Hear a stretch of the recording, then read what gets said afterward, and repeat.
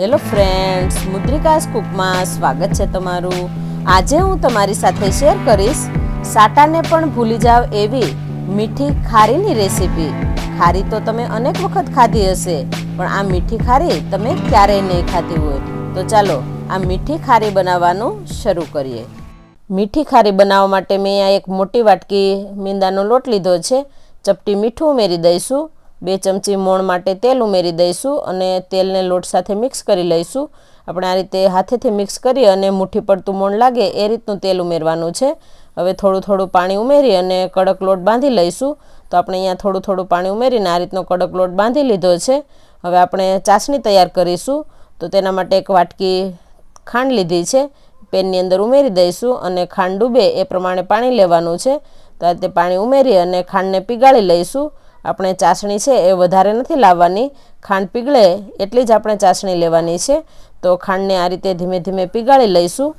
તો ખાંડ પીગળે છે ત્યાં સુધીમાં આપણે લોટને ફરીથી એકવાર મસળી લઈશું। લોટને 20 મિનિટ જેવું થઈ ગયું છે, આ રીતે મસળી લઈશું।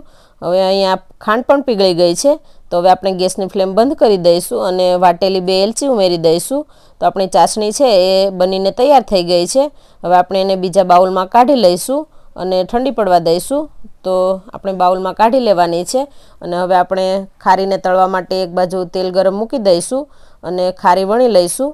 તો આ રીતે એક એક લુઓ કરી અને આપણે રોટલીને વણવાની છે। તો અહીંયા આપણે 4 લુવા કરેલા છે અને 4 રોટલી વણી લઈશું। તો આ રીતે રોટલી છે એ પાતળી વણવાની છે, આપણે વધારે જાડી નથી વણવાની। તો આ રીતની પાતળી રોટલી વણી લીધી છે, કેમ કે આપણે 4 રોટલીનું પડ બનાવવાનું છે, એટલે પાતળી રોટલી વણવાની છે। તો અહીંયા 4 રોટલી વણાઈ ગઈ છે।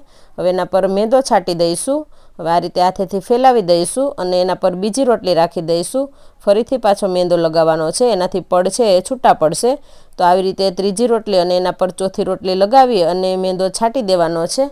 હવે રોટલી લગાવી અને આપણે ગોળ રોલ વાળવાનો છે। તો આ રીતે ઉપરથી થોડો મેંદો છાંટી અને રોલ વાળવાનો છે।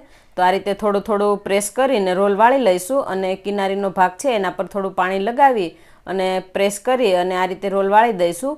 થોડું પ્રેસ કરીને રોલ વાળવાનો છે આ રીતે, એટલે ખુલે નહીં। તો આ રીતે હળવા હાથે રોલ વાળી લેવાનો છે।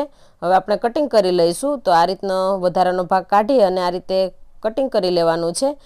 મીડિયમ સાઇઝની ખારી બને એ રીતે કટિંગ કરવાનું છે, એટલે તળતી વખતે બરાબર તળાઈ જાય। તો હવે આ રીતે થોડું થોડું પ્રેસ કરી અને હળવા હાથે વણી લેવાનું છે। તો અહીંયા ખારી બનાવી લીધી છે, હવે તેલ પણ ગરમ થઈ ગયું છે। તો ખારીને તળી લઈશું અને આ રીતે ચમચીની મદદથી ફેરવતા જઈશું। ખારીને તળતી વખતે ગેસની ફ્લેમ લો ટુ મીડિયમ રાખવાની છે અને આ રીતે ફેરવતા જઈશું, એટલે બધી બાજુથી ખારી છે એ તળાઈ જાય। તો ખારીનો કલર છે એ ગોલ્ડન બ્રાઉન થાય ત્યાં સુધી આપણે તળવાની છે। તો આ રીતે પલટાવતા જઈશું અને ખારીને તળી લઈશું, તો અંદરથી બરાબર તળાઈ જાય। તો આ રીતનો એકદમ સરસ કલર પણ આવી ગયો છે અને આપણી ખારી તળાઈ ગઈ છે। હવે કાઢી અને આપણે ચાસણીમાં રાખવાની છે। તો આ રીતે તળીને તરત જ આપણે ચાસણીમાં રાખીશું, એટલે એકદમ સરસ ચાસણી પી જશે। ખારીને 10 મિનિટ ચાસણીમાં રાખીશું એટલે આપણે આ મીઠી ખારી બનીને તૈયાર થઈ જશે।